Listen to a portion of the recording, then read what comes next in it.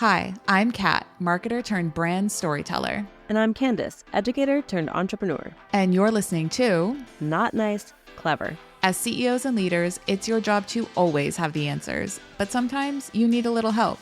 Leverage, if you will. We get it. This is the place for you. So wherever you're listening, 5:30 a.m. club at the gym, on your way to your next meeting, or putting out today's fire, let's get into it.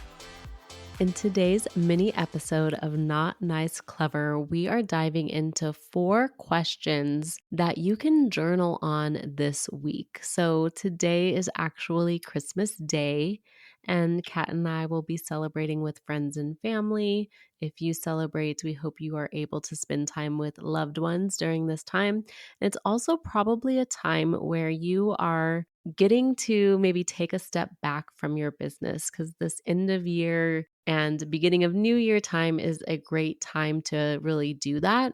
So if you're taking a step back and you're spending more time with loved ones, these 4 questions would be something that you can actually have clarity in mind and heart and soul to sit down and really truly answer these things before you get back into the hustle and bustle of work.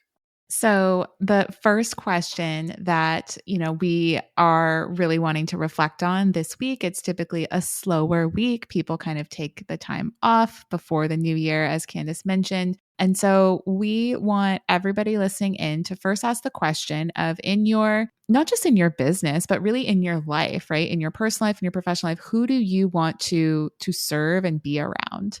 Whether that is like, who do you want to work with? Who do you want in your network and your circles? We've recorded a few episodes about what it's like to make sure that your network is aligned with the future version of you and feeling supported. And so take this time, if you've been working with a certain type of person or in community or in partnership or friendship with a certain type of person this year, ask yourself, is that still true for the 2024 version of you? Like, take this time to assess and analyze, right? Absolutely. The other question is, what do I want my schedule to look like?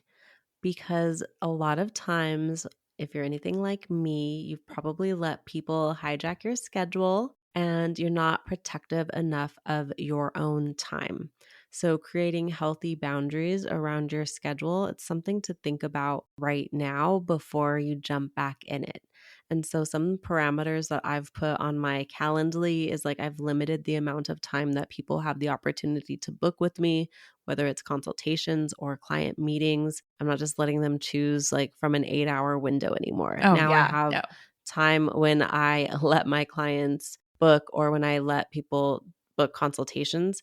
And it's interesting because I remember a time in my business where I would let people book whenever they want, or I'd be like so desperate to get a consultation that it didn't matter when they wanted to meet, right? But what I've found is that when I actually limit the amount of access to my calendar, I actually get people who really value my time. Mm-hmm. And it's a different type of client. And so think about what you want your schedule to look like. Do you want to go on morning walks? Should you block out a certain time in the morning? Is there a break you want every afternoon? Like, you are the owner of your schedule. And if you begin to approach work in that way, you'll have more clarity, more joy, and you can actually set up a schedule that works for you. So think about what you want. In the new year, you might be thinking about hitting the gym again, right? And this might be a time when you want to schedule that into your calendar and let everything else fall where it may. Mm-hmm. The next question that we want you to ask yourself and spend some time journaling this week is, ask, where do you want to be?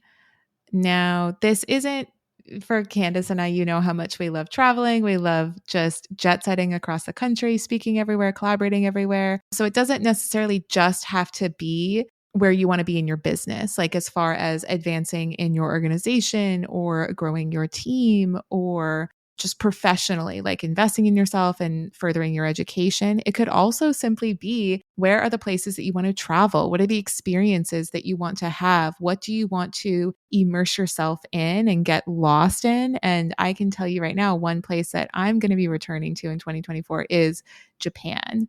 And, I had the good fortune of visiting for the first time earlier this year. And my partner Will and I have now just wanting to make that like an annual pilgrimage. And so that's part of my answer to this question.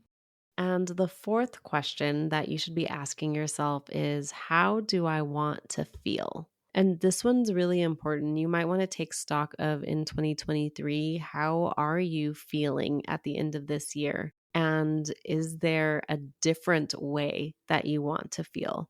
What this is going to do is allow you to imagine a new place, imagine a new feeling. Maybe you want to feel less stressed, less overwhelmed. You want to feel joy. You want to feel powerful. You want to feel whatever it is that matters to you.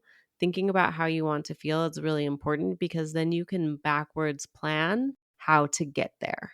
Mm-hmm. And when we are talking about developing a schedule that serves you well, this is also something that goes hand in hand with how you want to feel. And we know, based on working with clients all over the country and beyond, hundreds of clients at this point, Mm-hmm. that when our clients feel better, they're more likely to show up and they're more likely to attract the kind of clients that they want to work with.